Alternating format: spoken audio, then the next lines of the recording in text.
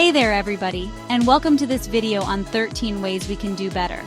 Like seriously, we can all use a little upgrade sometimes, right? It's like updating your phone's operating system, but for your life. I'm so excited to share these tips with you. They're practical, they're actionable, and trust me, they actually work. We're gonna dive deep into everything from compassion to synergy. Yeah, I said synergy. Get ready to level up. Before we get started, please click that subscribe button and the bell right next to it to be notified every time we put out a new video. It helps the channel grow and lets you know when there's more awesome content coming your way. Okay, let's do this. All right, friends, let's talk about compassion and empathy. We've all been there scrolling through social media, judging people's outfits, their food choices, their entire existence. But you know what? Everybody's fighting a battle we know nothing about. Instead of jumping to conclusions and being all judgy, let's try putting on our empathy glasses. These magical glasses help us see the world through someone else's eyes. It's about understanding that their experiences, their upbringing, their good hair days and bad hair days have shaped who they are. And guess what? We don't always have to agree with them. That's the beauty of it. We can validate their feelings and show compassion without signing up for their fan club. And hey, while we're at it, let's not forget about ourselves. We gotta show ourselves some love too. Had a rough week and feeling exhausted? Acknowledge it with kindness, not frustration. You're doing great, boo. Okay, Chapter 2, Honesty and Authenticity. This isn't a free pass to be rude, okay? It's about being your true self, owning your thoughts and feelings, but doing it with respect. Think of it like this. You're a unicorn in a field of horses. You're fabulous, you're unique, but you gotta rock that horn with grace. Assertive communication is key here. It's like, hey, this is how I feel and I respect your opinion even if we don't agree. It's about having those tough conversations without turning into a keyboard warrior. Remember, your voice matters. Your experiences matter. Don't be afraid to share them, but do it with kindness and respect. You'll be surprised how freeing it can be. Change is inevitable, guys. It's like that one friend who always shows up unannounced. You might not always be thrilled, but you learn to deal with it. Being open to change, whether it's in your personal life, your career, or your favorite ice cream flavor being discontinued, tragic, I know, is crucial for growth. Now, being open to change doesn't mean you have to jump on every bandwagon that comes along. It's about listening, considering different perspectives, and maybe even trying something new once in a while. Think of it like trying a new food. You might be hesitant at first, but you never know. It could become your new favorite. Embrace the unknown, my friends, because that's where the magic happens. Chapter 4. All right, let's talk about niceness. It's like the glitter of human interaction. It makes everything better. And the best part, it's so easy to do. A simple smile, a genuine good morning, or holding the door open for someone can make their entire day. Think about a time when someone went out of their way to be kind to you. How did it make you feel? Pretty awesome, right? Well, guess what? You have that same power. You can be that ray of sunshine in someone's cloudy day. And it's not just about being nice to others, it's about being kind to yourself too. Treat yourself with the same compassion and understanding that you would offer a friend. You deserve it. Chapter 5. Let's be real. It's easy to get caught up in the negativity, right? We focus on what we don't have, what's going wrong, and all the drama in our lives. But you know what's way more fun? Gratitude.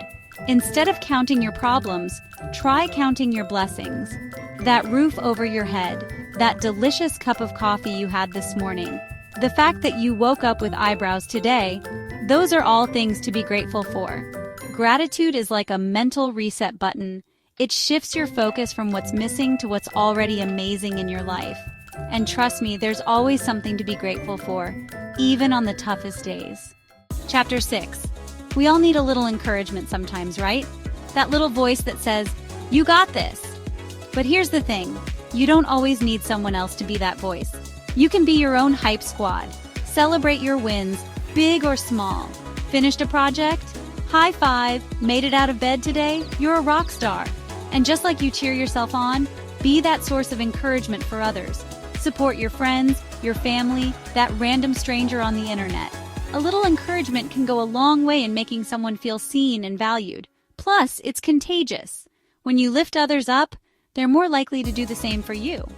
Chapter 7, Self-Care, Treat Yourself Responsibly. Okay, people, let's talk about self-care. And no, I'm not talking about face masks and bath bombs, although those are great too. I'm talking about prioritizing your mental and physical well-being. It's about setting boundaries, saying no to things that drain you, and making time for activities that bring you joy. Whether it's reading a book, going for a run, or just binge-watching your favorite show, self-care is about recharging your batteries. Think of it like this. You can't pour from an empty cup. Take care of yourself so you can show up as the best version of yourself and for others. Chapter 8. Forgiveness, let it go. Seriously, let it go. Forgiveness, it's a tough one, right? Holding on to anger and resentment is like carrying around a bag of rocks. It's heavy, it's exhausting, and it's not doing you any favors. Forgiving someone, and yes, even forgiving yourself, doesn't mean condoning their actions. It's about releasing that negativity and freeing up space for more positive things in your life. Think of it like this. Holding on to anger is like drinking poison and expecting the other person to die. It's not hurting them, it's only hurting you. Let it go, my friend. You deserve peace. Chapter 9. Responsibility, own it. All right, let's talk about responsibility. It's about owning your actions, both the good and the not so good. We all make mistakes. It's part of being human. But it's what we do after the mistake that matters. Blaming others or making excuses might feel good in the moment, but it doesn't solve anything. Instead, acknowledge your role in the situation, learn from it, and move on. Taking responsibility is empowering. It shows that you have control over your life and your choices. And trust me, owning your mistakes is a lot more attractive than playing the blame game. Chapter 10. Apologize, swallow your pride, and say you're sorry. Apologizing can be tough. It requires us to swallow our pride, admit we were wrong, and sometimes even face the consequences of our actions. But you know what? A sincere apology is a powerful thing. It shows that you care about the other person's feelings, that you're willing to take responsibility for your actions, and that you're committed to doing better. And sometimes, that's all it takes to start mending a broken fence. Remember, apologizing isn't about being right or wrong. It's about acknowledging the impact of your actions and taking steps to repair any harm you may have caused.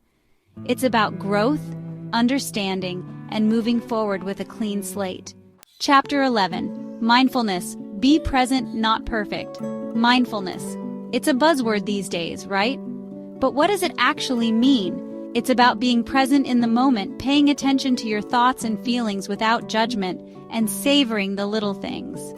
It's about putting down your phone, looking up from your screens, and truly experiencing the world around you.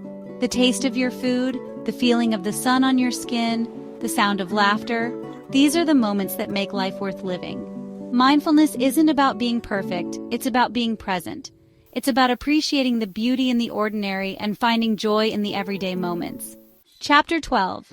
Educate yourself. Knowledge is power and super attractive. The world is constantly changing, and staying informed is more important than ever. Educating yourself isn't just about memorizing facts. It's about expanding your horizons, challenging your beliefs, and developing a deeper understanding of the world around you. Read books, watch documentaries, listen to podcasts. There are so many ways to learn and grow. And don't be afraid to step outside of your comfort zone and explore different perspectives. Remember, knowledge is power. The more you know, the better equipped you are to navigate the complexities of life, engage in meaningful conversations, and make informed decisions. Chapter 13. Synergized teamwork makes the dream work. Last but not least, let's talk about synergy. It's like the Avengers assembling. When we combine our unique skills and talents, we can achieve amazing things. Instead of competing with each other, let's collaborate. Recognize and appreciate each other's strengths and work together towards a common goal. Whether it's at work, in your personal life, or in your community, teamwork really does make the dream work. Remember, we're all in this together.